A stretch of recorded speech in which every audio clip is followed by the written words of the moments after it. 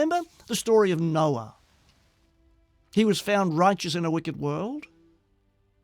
Out of all of humanity, you know what God said, I am so grieved at the evilness of humanity, I'm going to destroy man and beast and all living things because of the wickedness of the age in which Noah lived. But Noah found grace in the favour of God.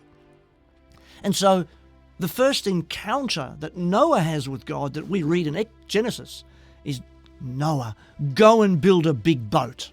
I have a job for you to do. Nobody else in all of Scripture were told to build a big boat. Only Noah. What about Abraham, later on known as Abraham? He had an encounter with God. God called out to him in Haran and said, leave your family, leave your kinsmen, and journey to a land that I'll show you. And Abraham gets up and leaves. And we are familiar with the story of Abraham, known as a friend of God and the father of the faithful. What about Joseph? We read about this unique young man, one of 12 brothers, favourite of Jacob his father, who incidentally wore a coat of many colours as I am today, and God's calling to him was through dreams.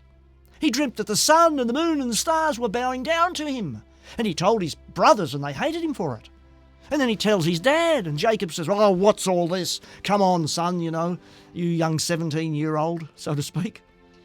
So God called him through his dreams. What about Moses?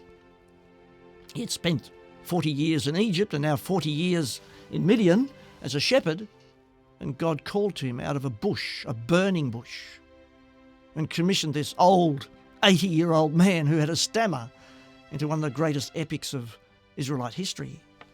What about Rahab? She was a prostitute, a harlot living in Jericho.